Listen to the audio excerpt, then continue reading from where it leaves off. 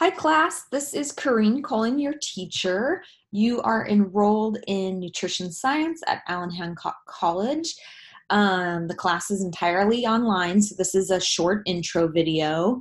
A little bit about myself. I've been teaching at Allen Hancock for 6.5 years now. I'm a registered dietitian nutritionist. I have my master's degree. I also work at Cal Poly. That's my full-time job. Allen Hancock is part-time. And I teach nutrition at Cal Poly, as well as I'm the DPD director there, which means I'm in charge of coordinating students who are interested in becoming dietitians. So I've had a lot of my past Allen Hancock students actually transfer to Poly and then have them in some of my classes there as well. I also work in dialysis, and I work once a year at Cuesta, and I'm a certified diabetes educator and a certified nutrition support clinician, which means I specialize in tube feeding and TBN, which is IV and tube feeding nutrition. So, yeah. So a little bit about the Canvas and your course. You guys are hopefully doing this right now. You're watching my welcome video. The next thing you should do is print the syllabus. Click and print it. I highly encourage you to print it. And I talk a little bit more about this in the little chapter 1 video, but we're going to be going off of the syllabus versus, if you see over here, there's a calendar app on the left.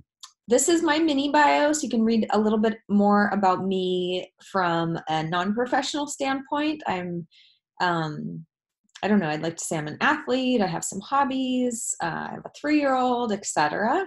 And then you'll dive right into some of our activities for the first week. The introduction discussion is a discussion board, and this is where you're going to be introducing yourself, maybe telling a little bit about how you feel about nutrition, a favorite food, something interesting. The scavenger hunt is an activity where you're going to be asked questions based on information that's in the syllabus or in this video. And then the practice quiz also has similar questions from the syllabus and from the video. You see under these assignments the due date, so they're all due Sunday at 11:59, and that's when I have all of my assignments due in general, except for your final exam. So almost everything is due Sunday nights, and that gives you the weekend to, attempt it. Canvas Student Help Guide. So if you've never used Canvas before, this link can be really helpful. I will say for this class, and it's in the syllabus, it's in the, welcome materials, but you absolutely need to have a reliable computer and you absolutely need to have reliable internet. Not having a reliable computer or having your internet break or not having access to internet is not an excuse for not doing the work in this class. And it's just not ideal because this class is 100% online. You can go to campus and use the computers there in the library or computer lab, but you absolutely need adequate internet and a reliable computer.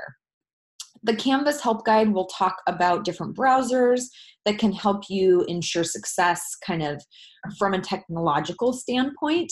And I would refer you to Canvas versus me because unfortunately technology is not my specialty. More into science in regards to nutrition and sports and helping people with their relationships with food. This is a link to the bookstore, so you can order or pick up the text and the Diet and Wellness Plus software there. If you want to buy the software online, you can click on this link, and I say click on white writing stating link at top of page because some of these links don't open automatically.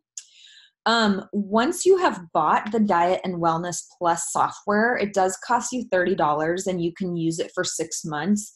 Almost all my students who've purchased it have been thankful they purchased it and said they were going to continue to use it after this class. But only once you've purchased it and logged in, then you can enter this course code. So this course code won't get you in. You have to purchase it first, but then you can enter this course code and you'll be assigned to me. If you want to share this with 4 students in the class, you can, but you'll have to share a password. So you could make a generic password, and then you can each create a profile. So if you want to save some money, you can do that. Oh, a little bit more about the books. Either the 15th or 14th edition is okay. The 15th is ideal because it's going to have updates on the dietary guidelines for Americans. But if the 14th is going to save you some money, it's going to be about 95% the same. And so I'm okay with that as well. Other things that I'll talk about. Okay, so since this is an online class, I don't have physical office hours, and I also live in San Luis Obispo, so it's pretty difficult for me to get to campus, seeing that I have these other positions I work.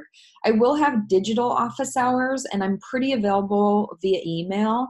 If you need to do something such as a Skype call or just call me on the phone, I can do that if necessary, but just send me an email ahead of time so we can work something like that out. Regarding contacting me, since the assignments are due Sunday night, please don't contact me Sunday at 4 or 5 p.m. and expect me to answer back in time for your assignment to be turned in and due. I do check my email on the weekends, but it's not as frequent as the weekdays. Mostly because I have a 3-year-old, and so he takes up a lot of my time. And it's my weekend as well, so I don't actually want to be working every minute of the entire weekend. You guys could understand. But if you email me during the week, I almost always check my email in the mornings. Those are my times that I check, and then I'll reply to you. I'm not always able to check in the afternoons because I pick up my child, but I will definitely be checking once a day and try to get back to you. Let's see. Each week I have some different assignments for you guys, and actually for chapter 1 you can watch that first week video that will explain most of the assignments. Some things that I just want to emphasize, doing the study guides are really important. They will help you on the quiz, and you get 10 points if you do them. And so they're just really a good use of your time, even though they can be time consuming. They'll really help you master the material. The discussion boards I do talk about on the chapter 1 video, but those have to be done during the week that they're assigned. So you can start quizzes early and you can start study guides early, but you can only enter the discussion board for a period of 1 week. Discussion boards close at the end of the week, as well as quizzes close at the end of the week. Discussion boards, since this is an online class, we have to facilitate student-to-student communication and student-to-myself communication. And so they give you an opportunity to talk using your written words with other students in the class, to brainstorm some of your ideas, and then for me to give you feedback as well. I don't always post to the discussion board forum, but when I go to grade any of your stuff, the discussion boards, the quizzes, the study guides, the projects, I almost always will put a comment there. And so that's how I'm kind of replying to you, is on your own personal comment. And I do that kind of for your own privacy, so that whatever I'm having to say with my feedback is for you to view. And if you want to share that, you're welcome to. But I'll almost always put a comment on your discussion or your study guides. Also, when I do grade the study guides, if you get a score that's less than 10, even if it's a 9.9, open it up and read the comments, because that likely meant that you missed something really small, but it might be a math problem. And if you see what your mistakes were on the math problem, you can help fix them. So when you see that math problem again on a quiz or your final or a project, you know how to do that work. Other things I would like to discuss. So yeah, the discussion boards, since you will be sharing your words with other students in the class and me, try to be courteous and respectful. Food can be a sensitive topic, as well as body size, as well as body weight, as well as diet types, as well as exercise, as well as health. You know, the list of potentially taboo or sensitive subjects can go on and on. So I just ask that you be respectful and courteous and open-minded There is not ever a place for diet shaming, body size shaming, exercise shaming, food shaming, like not here, not ever. And everybody has a different view of what foods fit within their personal life. So don't offer any negative criticism. Only positive comments are welcome. And I think that should help make it be a safe place for people to, share ideas. You might learn from other people. Other things that I would say. So the lectures, there are video lectures. The quality, I would give it like a B+.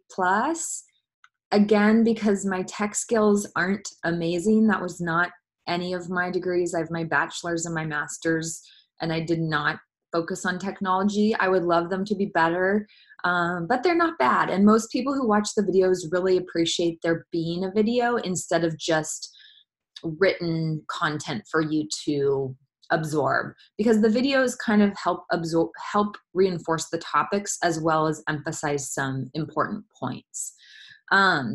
Other things I'll talk about besides the normal quiz, assignments, study guides, there are some special projects. So one of the first projects coming up is the hot topics in nutrition. And that project is going to be one where you ask a question like, is a ketogenic diet good? Or is a carnivore diet good? Or what are the benefits of resveratrol? That's a compound found in red wine. Or what are the risks of children being exposed to commercials, etc.? And you're going to find 3 articles from scientific sources, summarize each article in a paragraph, and kind of make a conclusion. These extra projects have grading rubrics, so make sure you look at the grading rubrics when you go to submit, and that will help you get the most points. Other things that will be coming up is a 2-part diet analysis. So that's what we're going to be using the Diet and Wellness Plus software for, is to actually analyze your own diets.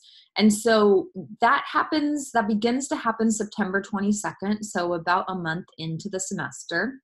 That date is for fall 2019. If you're watching this video at a different time, check the date. But anyways, the very first part requires you to keep a food journal, and it's a 3-day food journal.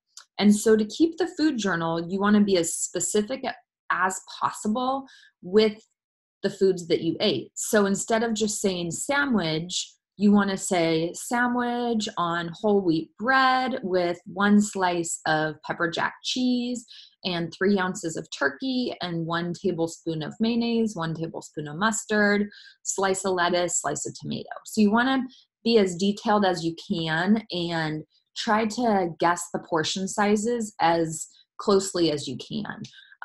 You'll actually lose points if you turn in that very first part and it's not detailed. So try to be as detailed as you can, and it will really help you for the next part, which happens a few weeks later, where you're actually going to enter those foods into the Diet and Wellness Plus assignment, or the Diet and Wellness Plus program. It's going to analyze the macro and micronutrients and compare them to your personal goals based on your age, your gender, your weight, your activity level, if you're pregnant or not, etc.